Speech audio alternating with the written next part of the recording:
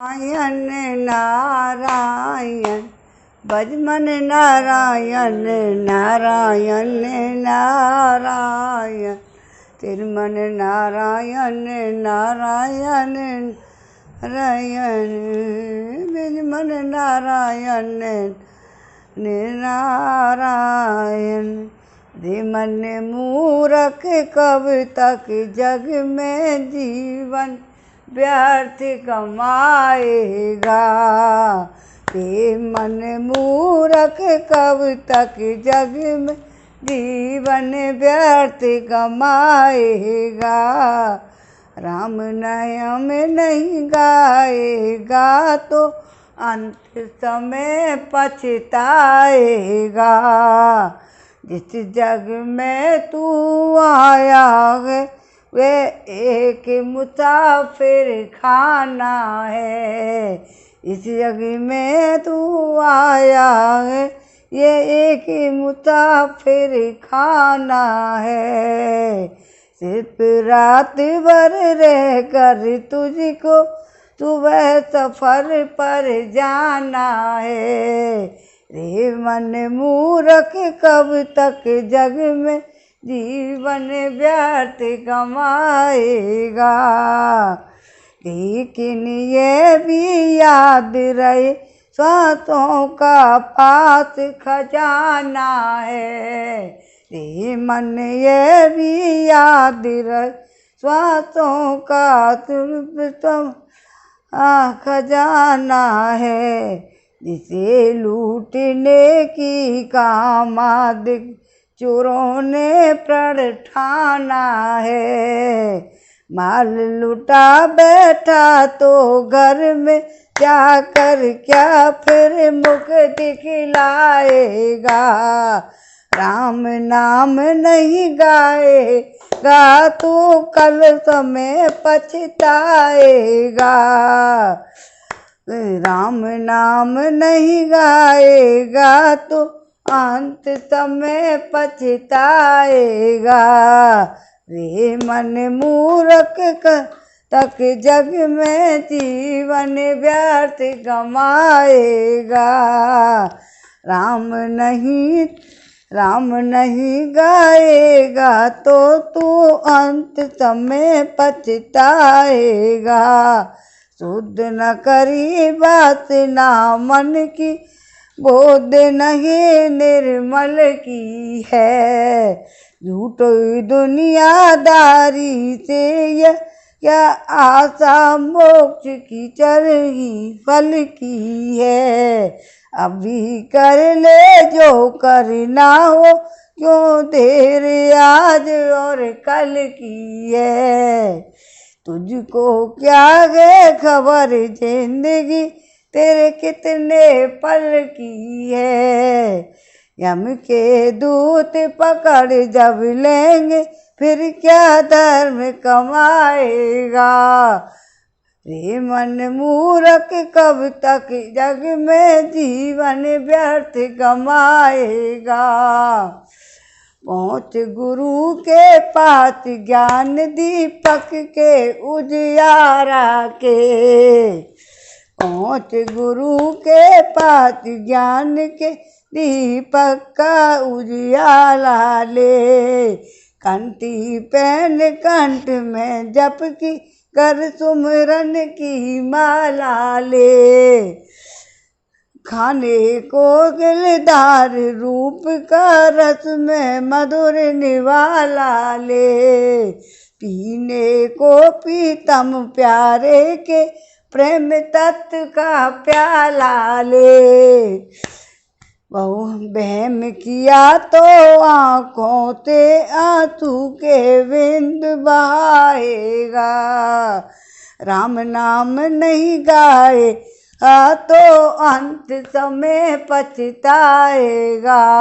रे मन मूरख कब तक जग में व्यर्थ जीवन व्यर्थ कमाएगा। बोल श्री रामचंद्र भगवान की जय। बोल। अब भगवान कल के अध्याय में हमने क्या पढ़ा? कपिल जी का, कपिल माता पे माता का और कपिल जी का संवाद।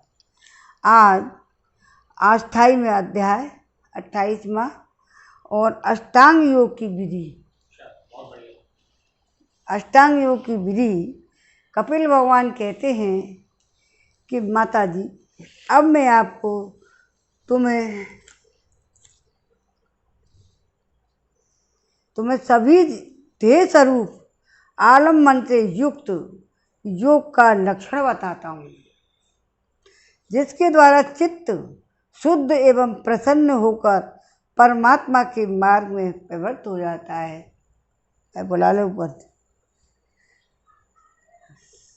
यथाशक्ति शास्त्र विहित स्वधर्म का पालन करना तथा शास्त्र विरुद्ध आचरण का परित्याग करना, प्रारब्ध के अनुसार जो कुछ मिल जाए उसी में संतुष्ट रहना, आत्मज्ञानियों के चरणों की पूजा करना, विषय वासनाओं को बढ़ाने वाले कर्मों से दूर रहना, संसार बंधन से छुड़ाने वाले धर्म में प्रेम करना, पवित्र और परमित भोजन करना, निरंतर एकांत और निर्भय स्थान में रहना, मन वाणी और शरीर से किसी जीव को ना सताना, सत्य बोलना, चोरी न करना, आवश्यकता से अधिक वस्तुओं का संग्रह न करना, ब्रह्मचर्य का पालन करना, तपस्या करना, धर्म पालक के लिए कष्ट सहना। मतलब यह है ब्रह्मचर्य के पालन करने का मतलब, तपस्या करना, धर्म पालन के लिए कष्ट करना, सत्य सहना, बाहर भीतर से पवित्र रहना, शास्त्रों का अध्ययन करना और भगवान की पूजा करना।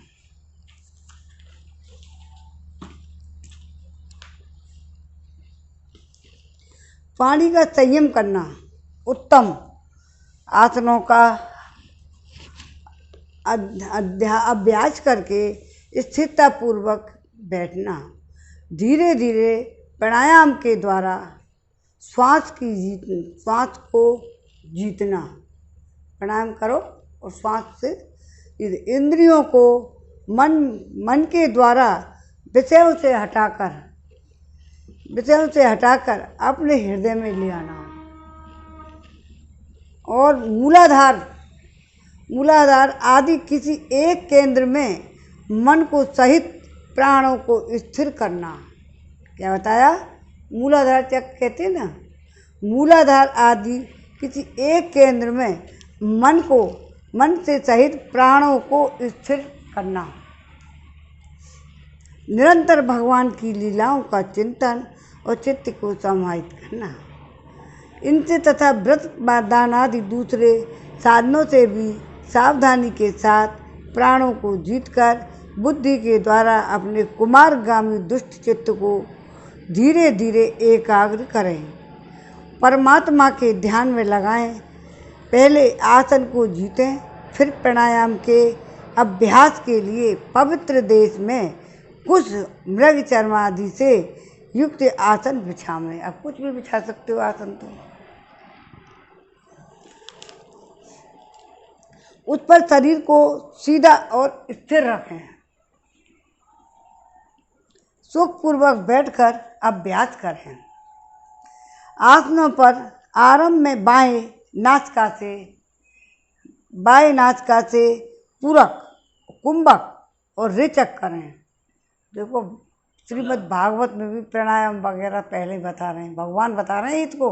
राइट को बंद करके रखो, लेफ्ट से ही इनहेल। आरंभ में बाएं नासिका से पूरक मतलब इनहेल, सांस लेना। हाँ, और कुंभक और रेचक करें। कुंभक मतलब सांस को रोकना थोड़ी देर, और रेचक मतलब छोड़ना, खींचे, छोड़ना।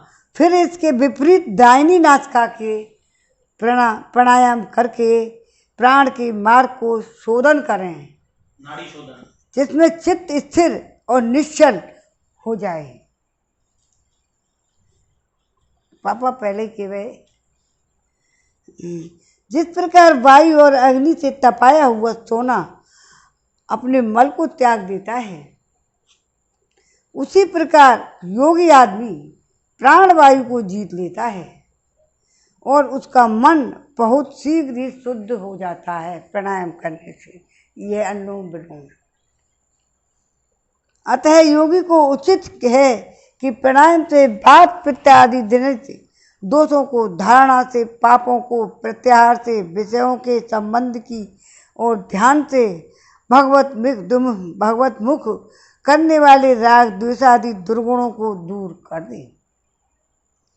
जब योग का अभ्यास करते करते चित्त निर्मल और एकाग्र हो जाए तब नासिका के अग्रभाग में दृष्टि जमाकर इस प्रकार भगवान की मूर्ति का ध्यान करें। यहाँ पर करके इसके सामने जहाँ नजर पूरा हो जाए तो भगवान की मूर्ति में सामने देख के बैठे हुए हैं और इसके सामने जहाँ नजर जाए वहीं भगवान की मूर्ति का ध्यान करें, प्राणायाम करो, आंखों को थोड़ी खुली रखें, मूर्ति का भी ध्यान करें। भगवान का मुख कमल आनंद से प्रफुल्ल है और नेत्र कमल कोश के समान रत्नारे, शरीर नील कमल दल के समान श्याम है, हाथों में शंख और चक्र गदा धारण किए हुए हैं। तो विष्णु भगवान का जो ध्यान करेंगे ना तो अपने आप ही आ जाएगा। कमल की केसर के समान पीला रेशमी वस्त्र लहरा रहा है और वक्ष स्थल में श्री वत्स चिन्ह है, गले में कौस्तुभ मणि झिलमिला रही है। वनमाला चारों तक लटकी हुई है, जिसके चारों ओर मोहरे सुगंध से मतवाले होकर मधुर गुंजार कर रहे हैं। अंग प्रत्यंग में महामूल्य हार, कंकड़, किरीट, भुजबंद और नूपुर आदि आभूषण विराजमान है। कमर में करधनी की लड़ियाँ उसकी शोभा बढ़ा रही हैं। भक्तों के हृदय कमल ही उनके आसन हैं। उनका दर्शनीय श्याम सुंदर स्वरूप अत्यंत शांत एवं मन नैनों को आनंदित करने वाला है। उनकी अति सुंदर किशोरावस्था है। भक्तों पर कृपा करने के लिए आतुर हो रहे हैं। बड़ी मनोहर झांकी भगवान सदा संपूर्ण लोकों से बंदित हैं। उनका ध्यान अपने आप तुम योग प्राणायाम करोगे ना तो भगवान में लीन है कि करो तो अपने आप ही वहाँ पहुँच जाओगे। उनकी अति सुंदर किशोरावस्था है। वे भक्तों पर कृपा करने के लिए आतुर हो रहे हैं। बड़ी मनोहर झांकी है। भगवान सदा संपूर्ण लोगों से बंदित हैं। इसको तो भगवान खुद अपने मुंह से कह रहे हैं। उनका पवित्र यश परम कीर्तनीय है। वे राजा बलि आदि परम यशस्वियों के भी यश को बढ़ाने वाले हैं। इस प्रकार श्री नारायण देव का संपूर्ण अंगों के सहित तब तक ध्यान करें जब तक वहाँ चित्त वहाँ से हटे नहीं। भगवान की लीलाएं बड़ी दर्दनीय हैं। श्रीमन नारायण नारायण नारायण, अरे भज मन नारायण नारायण नारायण।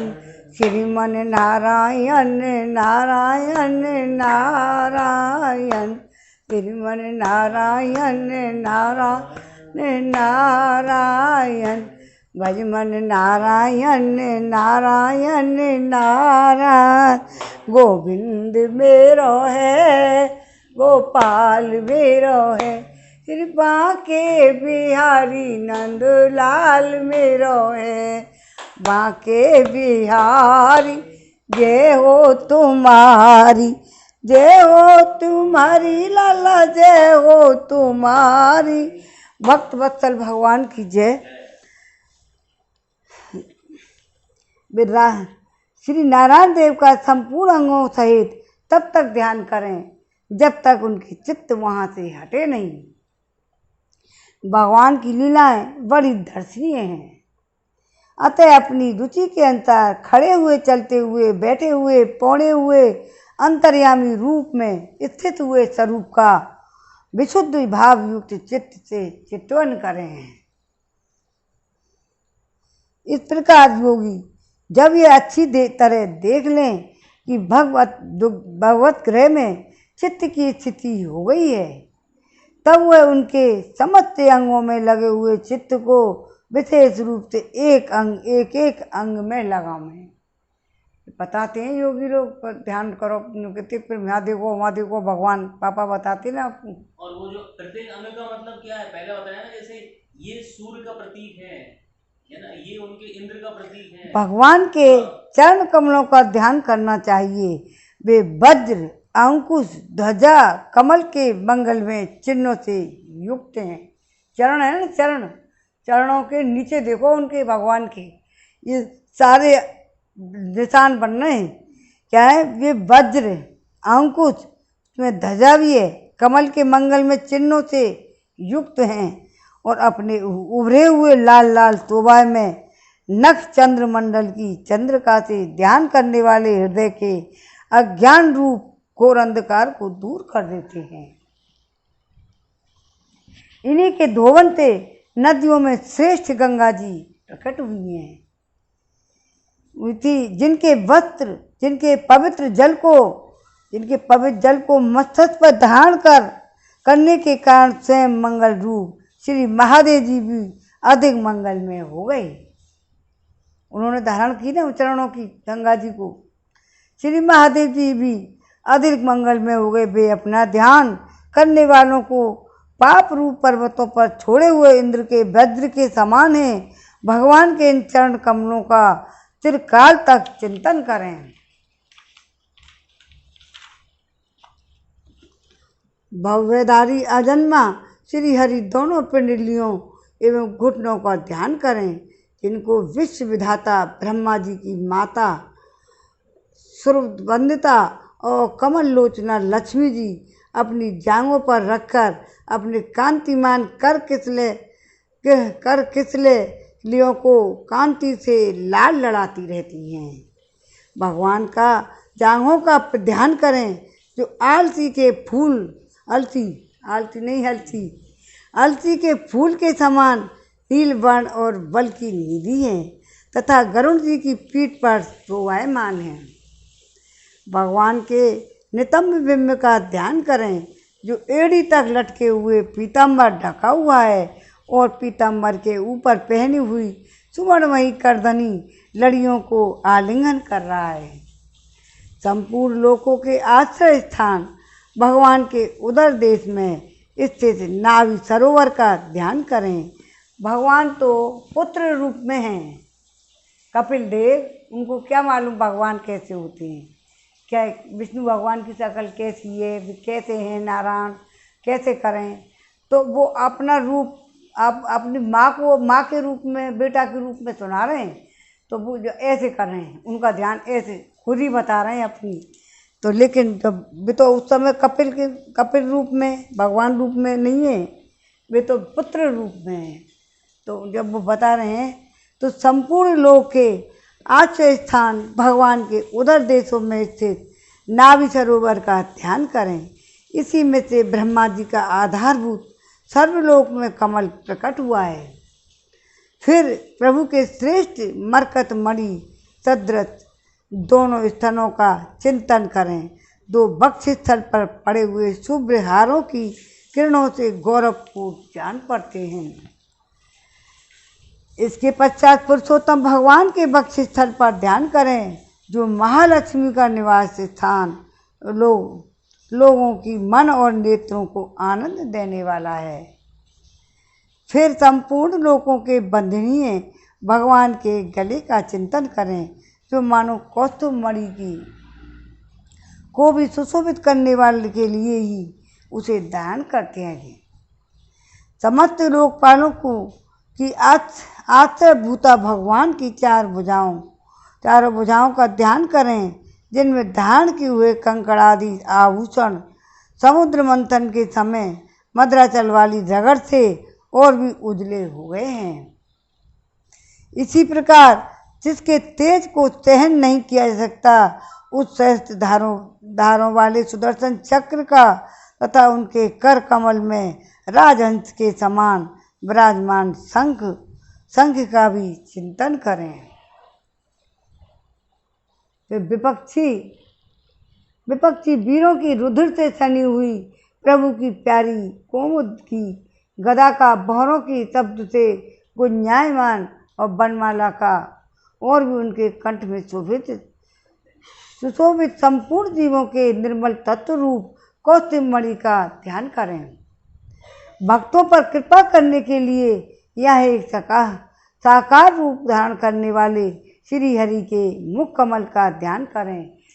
प्राणायाम बता रहे हैं भगवान कपिल बेटा के रूप में माँ के लिए, तो उनका कैसे प्राणायाम किया जाता है, तो वो ये आप अपन अनुलोम विलोम करते हैं ना, वो सारा बताया है।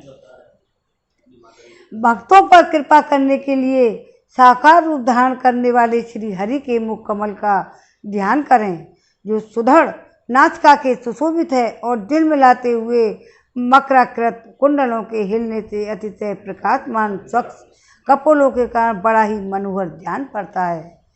काली काली घुंघराली अलकावली से मंडित भगवान का मुखमंडल अपनी छवि के द्वारा भ्रमरों से सेवित कमल कोश का भी तिरस्कार कर रहा है और उसके कमल सदृश विशाल चंचल नेत्र उस कमल कोश पर उछलते हुए मछलियों के जोड़ों की शोभा को मात कर रहे हैं। उन्नत भ्रूलताओं से सुशोभित भगवान के ऐसे मनोहर मुखारविंद की मन में धारणा करके आलस्य से रहित हों और उसी का ध्यान करें। हृदय गुहा में चिरकाल तक भक्ति भाव से भगवान के नेत्रों का चितवन ध्यान करना चाहिए, जो कृपा से प्रेम भरी मुस्कान से क्षण क्षण अधिकाधिक बढ़ती रहती है, विपुल प्रसाद की वर्षा करती रहती है। भक्तजनों के अत्यंत घोर तीनों तापों को शांत करने के लिए प्रकट हुई है। श्री हरि हाथ से प्रणत जनों के तीव्र से तीव्र शोक के अश्रु सागर को सुखा देता है, अत्यंत उदार है। मुनियों के हित के लिए कामदेव को मोहित करने के लिए अपनी माया से श्री हरि ने अपने भूमंडल को बनाया है, उनका ध्यान करना चाहिए।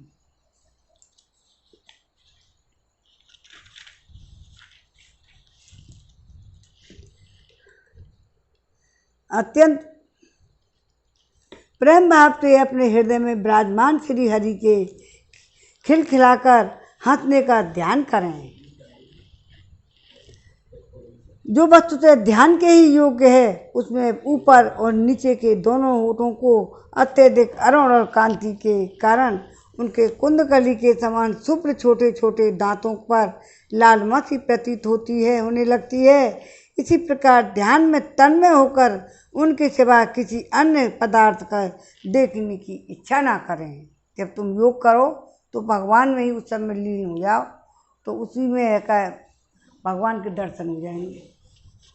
इस प्रकार ध्यान के अभ्यास से साधक का श्री हरि में प्रेम हो जाता है, उसका हृदय भक्ति से द्रवित हो जाता है, शरीर में आनंद तेरे कारण रोमांच होने लगता है। उत्कंठा जनित प्रेमाश्रुओं की धारा में वह बारंबार अपने शरीर को नहलाता है और फिर मछली पकड़ने के कांटों के समान श्री हरि को अपनी ओर आकर्षित करने के साधन रूप अपने चित्त को भी धीरे धीरे देवस्तु से हटा लेता है। जैसे तेल आदि के चुक जाने पर दीप्तिका अपनी कारण पाक रूप तेजस तत्व में लीन हो जाती है, वैसे ही आश्रय विषय और राग से रहित होकर मन शांत हो जाता है,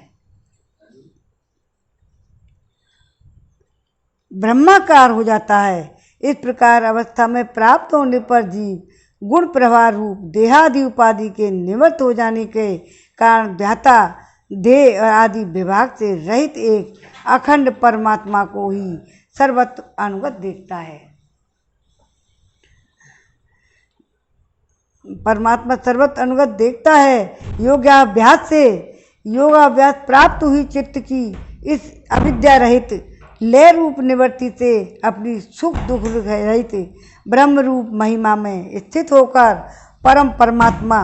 परमात्मा तत्व का साक्षात्कार कर लेने पर वे योगी जिस सुख और दुख के आवाज आ रही है, परम तत्व साक्षात्कार कर लेने पर योगी जिस सुख दुख के भोग तत्व को पहले अज्ञानवश अपने स्वरूप में देखता था, उसे अब अविद्याकृत अहंकार में ही देखता है।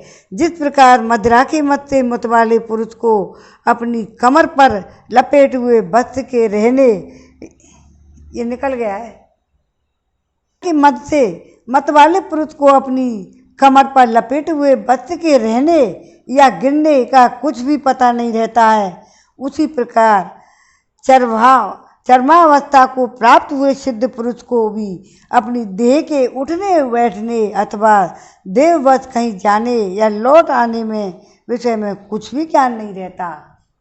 भगवान में लीन हो जाता है ना, क्योंकि वह अपने परमानंद में स्वरूप में स्थित है। काम करता हुआ भी, जाता हुआ, खाता हुआ, वो अपनी उस मस्ती में रहता है, आनंद में रहता है। और लोगों को लगता है कि वो कर्म कर रहा है, लेकिन वो भगवान में लगा हुआ है। उसका शरीर तो पूर्व जन्म के संस्कारों के अधीन है, अतः जब तक उसका आरंभक प्रारब्ध शेष है तब तक वह इंद्रियों के सहित जीवित रहता है। किंतु जिसे समाधि पर्यंत योग की स्थिति प्राप्त हो गई है, जिसने परमात्मा तत्व को भी भली भांति जान लिया है, वह सिद्ध पुरुष पुत्र कल त्रादि के सहित इस शरीर को स्वप्न में प्रतीत होने वाले शरीर के समान फिर स्वीकार नहीं करता, फिर उसमें अहंता ममता नहीं करता। जिस प्रकार अत्यंत मोह के कारण पुत्र और धनादि में भी साधारण जीवों को आत्मबुद्धि रहती है कि थोड़ा सा विचार करने से ही उनसे स्पष्टतः अलग दिखाई देते हैं, उसी प्रकार जिन्हें वह अपना आत्मा मान बैठा है, उन्हें देहादि से भी उनका साक्षी पुरुष पृथक ही है। उन देहादि से भी उनका साक्षी पुरुष पृथक ही है। जिस प्रकार जलती हुई लकड़ी से, चिंगारी से, स्वयं अग्नि से ही प्रकट हुए धुएं से अग्नि रूप मानी जाने वाली उस जलती हुई लकड़ी से भी अग्नि वास्तव में पृथक ही है, उसी प्रकार भूत इंद्रिय अंतःकरण से उनका साक्षी आत्मा अलग है। शरीर अलग है, आत्मा अलग है। आत्मा और परमात्मा एक हैं। जब परमात्मा में लीन हो जाता है ना मनुष्य, तब उसकी ये स्थिति होती है। जीव कहलाने वाले उस आत्मा ने भी ब्रह्म भिन्न है और प्रकृति से उसके संचालक पुरुषोत्तम भिन्न है। जिस प्रकार देह दृष्टि से जरायुज, अंडज, स्वदेश, उद्भिद और चारों प्रकार के प्राणी पंचभूत मात्र हैं, उसी प्रकार संपूर्ण जीवों में आत्मा को और आत्मा में संपूर्ण जीव को अनन्य भाव से अनुगत देखें। जिस प्रकार एक ही अग्नि अपने पृथक पृथक आश्रयों में उनकी विभिन्नता के कारण भिन्न भिन्न आकार का दिखाई देता है, उसी प्रकार देव मनुष्य आदि शरीर में रहने वाला एक ही आत्मा अपने आश्रयों के गुण भेद के कारण भिन्न भिन्न प्रकार का भासता है। अतः भगवान का भक्त जीव के स्वरूप को छिपा देने वाली कार्य कारण रूप से परिणाम को प्राप्त हुई है। भगवान की इस अचिंत्यमयी शक्तिमयी माया को भगवान की कृपा से जीतकर अपने वास्तविक स्वरूप ब्रह्म रूप में स्थित हो जाता है। श्रीमन नारायण नारायण नारायण, भज मन नारायण नारायण नारायण, श्रीमन नारायण नारायण नारायण। अब 29वां अध्याय।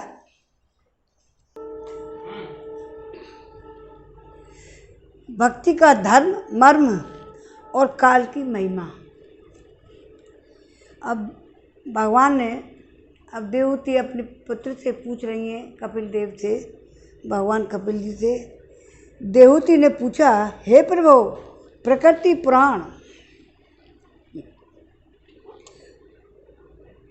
हे प्रभु, प्रकृति पुरुष और महत्व तत्व आदि का जैसे लक्षण सांख्य शास्त्र का ही तो ज्ञान दे रहे हैं भगवान, कि इसी के लिए पैदा हुए हैं, सांख्य शास्त्र के लिए।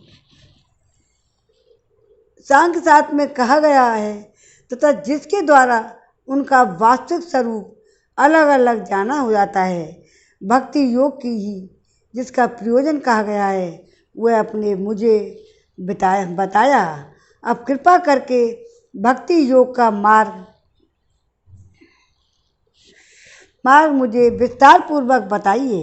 इसके सिवा जीवों के जन्म मरण रूपा अनेक प्रकार की गतियों का भी वर्णन कीजिए, जिनके सुनने से जीव को सब प्रकार की वस्तुओं पर वैराग्य होता है, जिसके भय से लोग शुभ कर्मों में प्रवृत्त होते हैं और जो ब्रह्मादि का भी शासन करने वाला है, उसे सर्वसमर्थ काल का स्वरूप भी आप मुझे कहिए। ज्ञान दृष्टि से तृप्त हो जाने के कारण देहादि मिथ्या वस्तुओं में जिन्हें आत्म अभिमान हो गया है के कर्मशक्त रहने के कारण अत्यंत श्रमिक होकर जो चिरकाल से अपार अंधकार में संसार में सोए पड़े हैं, उन्हें जगाने के लिए आप योग प्रकाशक सूर्य ही प्रकट हुए हैं। श्री मैत्री जी कहते हैं, गुरु श्रेष्ठ बुजुर्ग जी माता के ये मनोहर वचन सुनकर महामुनि कपिल जी ने उनकी प्रशंसा की और जीवों के प्रति दया से द्रवीभूत हो बड़ी प्रसन्नता के साथ उनसे इस प्रकार वचन बोले। श्री भगवान ने कहा, हे माता जी, साधकों के भाव के अनुसार भक्ति योग का अनेक प्रकार से प्रकाश होता है, क्योंकि स्वभाव और गुणों से भेद में मनुष्य के भाव में भी विभिन्नता आ जाती है। जो भेददर्शी क्रोधी पुरुष हृदय में हिंसा, दंभ अथवा मार्तस्य का भाव रखकर मुझसे प्रेम करता है, वह मेरा तामस भक्त है। सुनो, दोबारा बताऊं कि माता जी, साधकों के भाव के अनुसार भक्ति योग का अनेक प्रकार से प्रकाश होता है, और क्योंकि स्वभाव और गुणों के भेद से मनुष्य के भावों में विभिन्नता आ जाती है। जो भेददर्शी क्रोधी पुरुष हृदय में हिंसा रखते हैं, दंभ अथवा मातस्य का भाव रखकर मुझसे प्रेम करते हैं, वह मेरा तामस भक्त है, तामसी। जो पुरुष विषय, यश और ऐश्वर्य की कामना से प्रतिमादि में मेरा प्रेतभाव में पूजन करता है, वह राजस भक्त है। जो राजा वगैरह होते हैं, राजसी भक्त है। जो व्यक्ति पापों का क्षय करने के लिए परमात्मा को अर्पण करने के लिए पूजन करना कर्तव्य है, इस बुद्धि से मेरा भेदभाव से पूजन करता है, वह है सात्विक भक्त। जिस प्रकार गंगा का प्रवाह अखंड रूप से समुद्र की ओर बहता है, उसी प्रकार मेरे गुणों के श्रवण मात्र से मन की गति का तेल धारा की बत अविच्छिन्न स्वरूप से मुझे सर्वांतर अंतर्यामी के प्रति हो जाना तथा मुझे पुरुषोत्तम में निष्काम और अनन्य प्रेम होता है, वह निर्गुण भक्ति योग का है लक्षण कहा गया है। ऐसे चौथा है।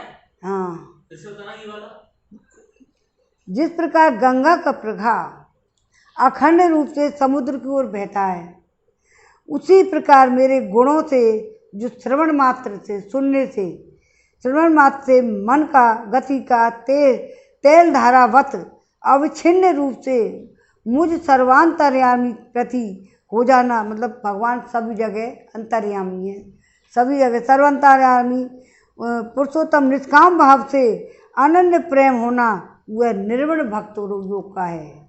जो निर्गुण निराकार में कोई मूर्ति नहीं लगाते, वो लक्षण कहा गया है। ऐसे निष्काम भक्त दिए जाने पर भी वो मेरी सेवा को छोड़कर सालोक के सृष्टि और सामीप्य स्वरूप और सायुज्य मोक्ष तक नहीं लेते। भगवत सेवा के लिए मुक्ति का तिरस्कार करने वाला यह भक्ति योगी परम पुरुषार्थ अथवा साध्य कहा गया है। इसके द्वारा पुरुष तीनों गुणों को लांघ कर मेरे भाव को, मेरे प्रेम रूप अप्रकृत स्वरूप को प्राप्त हो जाता है। निष्काम भाव से जो श्रद्धापूर्वक अपने नित्य नैमित्तिक कर्तव्यों का पालन करता है और नित्य प्रति हिंसा रहित उत्तम क्रिया योग का अनुष्ठान करने से मेरी प्रतिमा का दर्शन करता है। स्पर्श, पूजा, स्तुति और वंदना करने में, प्राणियों में मेरी भावना करने में, धैर्य और वैराग्य के अवलंबन, महापुरुषों का मान, दीनों पर दया और समान चित्त स्थित वालों के प्रति मित्रता का व्यवहार करने, यम नियमों का पालन कर, आध्यात्म शास्त्रों का श्रवण कर सुने और मेरे नामों का उच्च स्वर से कीर्तन करने से मन की सरलता, सत्पुरुषों के संग और अहंकार के त्याग से मेरे भागवत धर्म का अनुष्ठान करने वाले भक्त पुरुष का चित्त अत्यंत शुद्ध होकर मेरे गुणों को श्रवण मात्र से ही अनायास ही मुझ में लग जाता है। जो सुनने मात्र जिस प्रकार वायु के द्वारा उड़कर जाने वाला गंध आश्रय पुण्य से पुष्प से घ्राणेन्द्र तक पहुंच जाता है, उसी प्रकार भक्ति योग के तत्पर और राग द्वेषादि विकारों से शून्य चित्त परमात्मा को प्राप्त कर लेता है। मैं आत्मा स्वरूप सेवा जीव में स्थित हूँ, इसलिए जो लोग मुझे सर्वभूता स्थित परमात्मा का अनादर करके केवल प्रतिभा में ही मेरा पूजन करते हैं, जो प्रतिभा में है मतलब मेरा उसमें पूजन करके अनादर करके कि मैं आत्मा रूप में सदा सभी जीवों में स्थित हूँ, इसलिए जो लोग मुझे सर्वभूत स्थित परमात्मा का अनादर करके केवल प्रतिमा में ही मेरा पूजन करते हैं, उनकी वह पूजा स्वांग मात्र है। मतलब दूसरे को दिखाने के लिए करते हैं ना, वो है स्वांग मात्र। तो हर व्यक्ति में स्वांग ढोंगी, परमात्मा तो हर जगह है। हाँ, फिर भगवान रहता जरूर है, स्वांग इनके पास भी रहता है, सबके पास कण कण में भगवान इनकी गाया ना। तो मैं सबका आत्मा परमेश्वर सभी भूतों में स्थित हूँ। ऐसी दशा में वह मोहवश मेरी उपेक्षा करके केवल प्रतिमा की पूजा में ही लगा रहता है। मूर्ति पूजा जो मतलब ले आए दिखाया में परिवार मूर्ति ये करवाते ना नेता लोग, पूजा करवाई दिखाने, फोटो है रहे, ये रहे, सब काम हो रहे हैं, ये है मूर्ति पूजा। ये मतलब भगवान में तो आस्था है नहीं है, ज़बरदस्ती दूसरी पार्टी ले आई, कभी कोई सी पार्टी भगवान ले आते हैं, तो कभी कोई कह जाए कभी कोई कह जाए। भगवान तो हर जगह है, हाँ, हर व्यक्ति में है। अब भगवान प्रतिमा में फिर भी है, वहाँ में भी, लेकिन हाँ प्रतिमा के पूजन में लगा रहता है। वह तो मानो भस्म में ही हवन करता है। जो भेददर्शी अभिमानी पुरुष दूसरे जीवों के साथ वैर बांधता है, वो करता है इस काम को। इस प्रकार उनके शरीर में विद्यमान मुझ आत्मा से ही द्वेष करता है, अपनी आत्मा से ही द्वेष करता है। उसको खूब पता है कि मैं गलत काम कर रहा हूँ। जैसे मूर्ति दिखावटी करते हैं ना पूजा, और मैं करते हैं तो दिखावे की काजे। अब राम के भक्त है गए, कभी कृष्ण के भक्त है गए कि जाते हैं का जनता हमको वोट दे। तो भेददर्शी अभिमानी पुरुष अपने जीवों के साथ बैर बांधता है। इस प्रकार उनके शरीर में विद्यमान मुझ में आत्मा से ही द्वेष करता है। उसके मन को कभी शांति नहीं मिल सकती। माताजी, जो दूसरों के जीवों को अपमान करता है वह बहुत सी घटिया और बढ़िया सामग्री से अनेक प्रकार के विधि विधान के साथ मेरी मूर्ति का पूजन भी करे तो भी मैं प्रसन्न नहीं हो सकता। मतलब हर जीव मतलब लोगों को विरोध करता है ना, लोगों को तो दुख पहुंचाए और मूर्ति पूजा करता रहे, उससे भगवान प्रसन्न नहीं होते। आत्मा का अपमान करता है अपनी क्यों, आत्मा का अपमान।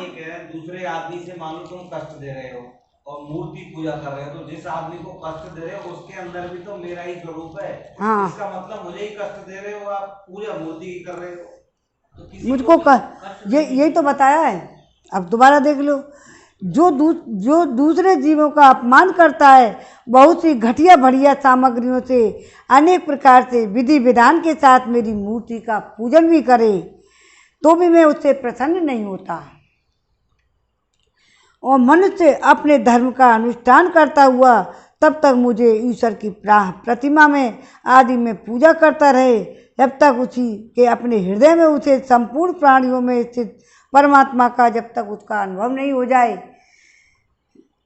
जो व्यक्ति आत्मा और परमात्मा के बीच में थोड़ा सा अंतर करता है, उस भेददर्शी को मैं मृत्यु रूप में महान भय उपस्थित करता हूँ। जो आत्मा परमात्मा में भेद करता है ना, उसको बस यूँ ही लग रहा था मैं अब मरा जा, अब मैं मर जाऊँगा, या जो काम कर रहा है, या हम गर्त में चला जाऊँगा, या हार जाऊँगा, जीत जाऊँगा, ये चलते रहे ना जहाँ दूसरे व्यक्तियों में भी परमात्मा को देखें हम। मतलब दूसरे को मतलब ये करने में उखाड़ पछाड़ लगे रहते हैं ना नेता लोग, एक दूसरे को। नेता छोड़ो, हम भी, मैं आपके अंदर भगवान नहीं देखूं, इसके अंदर भगवान नहीं देखूं, इसके अंदर भगवान नहीं देखूं, केवल उनमें भगवान देखूं, तो भगवान को ये स्वीकार नहीं है। भगवान को ये नहीं है, खाली तो मूर्ति है तेज जो करो, मूर्ति पूजा, लेकिन मूर्ति का आत्मिक संबंध होता है भगवान से। मूर्ति का हाँ, यदि किसी व्यक्ति को आत्मा को सताएं और इनकी पूजा करें, तो भाई आत्मा तो उस आदमी में भी ये थी। मतलब है किसी की आत्मा दुखाना, परमात्मा को दुखाना है। हाँ। तब तक ईश्वर की प्रतिमा आदि में पूजा करता रहे, तब तक अपने हृदय में संपूर्ण प्राणियों में स्थित परमात्मा का उसे अनुभव नहीं हो जाए। जो व्यक्ति आत्मा और परमात्मा के बीच में थोड़ा सा भी अंतर करता है, भेददर्शी मृत्यु रूप के महान भय से उपस्थित करता है करता हूँ। अतः संपूर्ण प्राणियों के भीतर घर बनाकर उन प्राणियों के ही रूप में स्थित मुझे परमात्मा परमात्मा का यथायोग दान मान मित्रता के व्यवहार और समृद्ध दृष्टि के द्वारा पूजन करना चाहिए। माता जी, पाषाण आदि अचेतनों की उपेक्षा वृक्षादि जीव श्रेष्ठ है। पत्थर थे तो वे पेड़ वगैरह जीव ये बढ़िया हैं, उनमें सांस लेने वाले प्राणी श्रेष्ठ हैं। अब सांस ये भी तो लेते हैं, पेड़ ये भी तो लेते जीव लेते हैं, लेकिन पाषाण आदि अचेतनों की अपेक्षा वृक्षादि जीव श्रेष्ठ हैं। उनसे सांस लेने वाले प्राणी श्रेष्ठ हैं, उनमें भी मन वाले प्राणी उत्तम और उनसे इंद्रियों की वृत्तियों से युक्त प्राणी श्रेष्ठ हैं। सेवेंद्रिय प्राणियों भी केवल स्पर्श का अनुभव करने वालों की अपेक्षा रस का ग्रहण करने सकने वाले मत्स्य आदि उत्कृष्ट हैं, तथा रसवेताओं की उपेक्षा गंध का अनुभव करने वाले भ्रमर आदि गंध का ग्रहण करने वालों से भी शब्द का ग्रहण करने वाले सर्प आदि भी श्रेष्ठ हैं। उनसे भी रूप का अनुभव करने वाले काकादि उत्तम हैं, उनकी अपेक्षा जिनके मतलब उनकी बताइए, उनकी अपेक्षा ये श्रेष्ठ हैं। जो मूर्ति का पूजा करते हैं, भगवान का अंदर से नहीं आत्मा को दुख कष्ट देते हैं, इससे तो ये भी श्रेष्ठ हैं, वे भी श्रेष्ठ हैं। जीवों की उपमा बता रहे हैं। उनसे भी रूप अनुभव करने वाले काकादि कौआ वगैरह और उनकी अपेक्षा जिनके ऊपर नीचे दोनों ओर दांत होते हैं, वे जीव भी श्रेष्ठ हैं। उनमें भी बिना पैर वाले से बहुत से चरणों वाले श्रेष्ठ हैं, और तथा बहुत चरणों वाले से 4 चरण वाले और 4 चरण वालों से 2 चरण वाले मनुष्य श्रेष्ठ हैं। मनुष्यों में भी 4 वर्ण श्रेष्ठ हैं, उनमें भी ब्राह्मण श्रेष्ठ हैं। ब्राह्मणों में वेद को जानने वाले उत्तम हैं, और वेदज्ञों में भी वेद का तात्पर्य जानने वाले श्रेष्ठ हैं। तात्पर्य जानने वालों से संशय निवारण करने वाले, संशय को निवारण करते हैं, वो श्रेष्ठ हैं। और तात्पर्य जानने वाले से संशय निवारण करने वाले, उनसे भी श्रेष्ठ हैं। और बड़ा आश्रमोचित परम का पालन करने वाले तथा उनसे भी आसक्ति का त्याग और अपने धर्म का निष्काम भाव से आचरण करने वाले श्रेष्ठ हैं। उनकी अपेक्षा जो लोग अपने संपूर्ण कर्म, उनके फल, अपने शरीर को भी मुझे अर्पण कर देते हैं, भेदभाव छोड़कर मेरी उपासना करते हैं, वे ही श्रेष्ठ हैं। इस प्रकार मुझे ही चित्त और कर्म समर्पण करने वाले अकार्ता समदर्शी पुरुष से बढ़कर मुझे कोई अन्य प्राणी नहीं दिखता। अतः यह मानकर कि जीव रूप अपनी अंश से साक्षात भगवान ही सब में अनुगत हैं, उन समस्त प्राणियों को बड़े आदर के साथ मन से प्रणाम करें। जिसको आदमी जहाँ जीव है, आत्मा है, परमात्मा, अब कोई आया उसको प्रसन्न है कि तुमने आज सेवा की है संतों की, तो बड़े प्रसन्न हो के वो तुम्हारा बहुत श्रेष्ठ काम था आज। माता जी, इस प्रकार मैंने तुम्हारे लिए भक्ति योग और अष्टांग योग का वर्णन किया। इनमें से एक का भी साधन करने से जीव परम पुरुष भगवान को प्राप्त कर सकता है। भगवान परमात्मा परम ब्रह्म का अद्भुत प्रभाव संपन्न तथा जागतिक पदार्थों के नानाविध वैचित्र का हेतुभूत स्वरूप विशेषी काल नाम से ख्यात है। प्रकृति और पुरुष इसी के रूप हैं, इनसे वह पृथक भी है और नाना प्रकार के कर्मों का मूल अदृश्य भी वही है तथा इसी से महत्वादि के अभिमानी भेद दर्शी प्राणियों को सदा भेग लगा रहता है।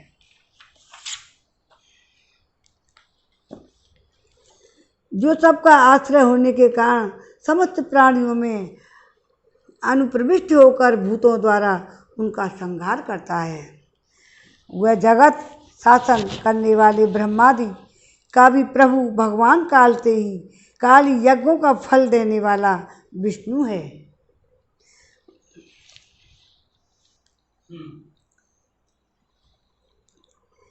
स्वरूप भगवान श्री भगवान भुलाकर भोग रूप प्रसाद में पड़े हुए प्राणियों पर आक्रमण करके उनका संहार करता है।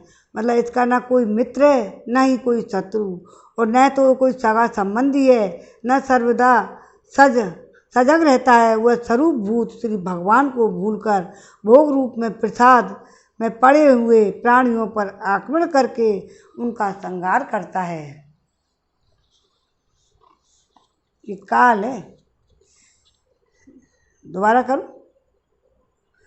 इसी के भय से वायु चलता है, इसी के भय से सूर्य तपता है, इसी के भय से इंद्र वर्षा करते हैं, इसी के भय से तारे चमकते हैं, इसी से भयभीत होकर औषधियों के सहित लताएं और सारी वनस्पतियां समय समय पर फल फूल धारण करती हैं, इसी के डर से नदियां बहती हैं और समुद्र अपनी मर्यादा से बाहर नहीं हो जाता, इसी के भय से अग्नि प्रज्वलित होती है, पर्वतों के सहित पृथ्वी जल में नहीं डूबती, इसी के शासन से यह आकाश जीवित प्राणियों को श्वास प्रश्वास के लिए अवकाश देता है। महतत्व अहंकार रूप शरीर का 7 आवरणों से युक्त ब्रह्मांड के रूप में विस्तार करता है। इसी काल के वजह से ही सात्विक गुणों के नियामक विष्णु आदि देवगण, जिनके अधीन यह सारा चराचर जगत है, अपनी जगत रचना अपने कार्यों में युग क्रमों से तत्पर रहती है। और यह अविनाशी पुरुष अविनाशी काल स्वयं अनादि किंतु दूसरों की आदिकर्ता उत्पादक है, स्वयं अनंत होकर भी दूसरों का अंत करने वाला है। कौन? भगवान विष्णु। अतः ये पिता से पुत्र की उत्पत्ति करता है, सारे जगत की रचना करता है। ये अपनी संहार शक्ति मृत्यु के द्वारा यमराज को भी मरवा कर इसका अंत कर देगा। जय बोलो श्री भागवत पुराण की जय, श्री विष्णु भगवान की जय, बोल कपिल देव की जय। कपिल भगवान अपनी माँ को पुत्र के रूप में सारे श्रीमन नारायण नारायण नारायण भजमन नारायण नारायण नारायण, गोविंद मेरो है गोपाल मेरो है, कृपा के बिहारी नंदलाल मेरो है, बांके बिहारी देखो तुम्हारी। श्रीमन नारायण नारायण नारायण, श्रीमन नारायण नारायण, इतना तो करना स्वामी, जब प्राण तन से निकले गोविंद नाम लेकर फिर प्राण तन से निकले। इतना तो करना स्वामी जब प्राण तन से निकले। गोविंद नाम लेकर फिर प्राण तन से निकले। श्री गंगा जी का तट हो यमुना जी का तट हो, मेरा सामरा निकट हो जब प्राण तन से निकले। जब प्राण श्री गोविंद जय जय गोपाल जय जय। गोविंद बोलो हरि गोपाल बोलो, गोविंद बोलो हरि गोपाल बोलो। राधा रमन हरि गोविंद बोलो, राधा रमन हरि गोविंद बोलो। गोविंद बोलो हरि गोपाल बोलो, गोविंद बोलो हरि गोपाल बोलो। श्रीमन्नारायण नारायण नारायण, श्रीमन्नारायण नारायण नारायण। भजमन नारायण नारायण नारायण, श्रीमन्नारायण नारायण नारायण। हरे कृष्णा कृष्णा कृष्णा हरे हरे, हरे राम राम राम हरे हरे। हरे कृष्ण कृष्ण कृष्ण हरे हरे, हरे राम राम राम हरे हरे। हरे कृष्ण कृष्ण कृष्ण हरे हरे राम राम राम हरे हरे। श्रीमन्नारायण नारायण नारायण, श्रीमन्नारायण नारायण नारायण। भजमन नारायण नारायण नारायण, नारायण नारायण नारायण। गोविंद बोलो हरि गोपाल बोलो, गोविंद बोलो हरि गोपाल बोलो। राधा रमन हरि गोविंद बोलो, राधा रमन हरि गोविंद बोलो। गोविंद बोलो हरि गोपाल बोलो, गोविंद बोलो हरि गोपाल बोलो। मन नारायण नारायण नारायण, भजमन नारायण नारायण नारायण। गोविंद बोलो हरि गोपाल बोलो, गोविंद बोलो हरि गोपाल बोलो। राधा रमन हरि गोविंद बोलो, राधा रमन हरि गोविंद बोलो। गोविंद बोलो हरि गोपाल बोलो। हरे रामा हरे कृष्णा हरे हरे, हरे रामा राम राम हरे हरे। हरे राम राम राम हरे हरे। हरे कृष्ण कृष्ण कृष्ण हरे हरे। हरे राम राम राम हरे हरे। हरे कृष्ण कृष्ण कृष्ण हरे हरे। नारायण नारायण नारायण। सीताराम सीताराम सीताराम कहिए, जाहि बुद्धि राखे राम ताहि बुद्धि रहिए। सीताराम सीताराम सीताराम कहिए, जाहि बुद्धि राखे राम ताहि बुद्धि रहिए।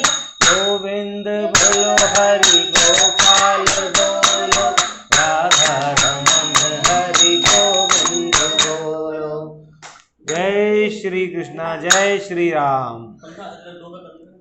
बीच में डोल श्री भागवत भगवान की है आरती, पापियों को पाप से है तारती। श्री भागवत भगवान की है आरती, पापियों को पाप से है तारती। तो ये पंथ ये पंचम वेद निराला, नव ज्योति जगाने वाला। ये अमर ग्रंथ ये मुख्य पंथ ये पंचम वेद निराला, नव ज्योति जगाने वाला।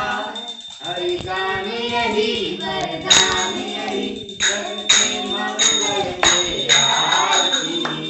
पापियों को पाप से है तारती, भागवत भगवान की है आरती।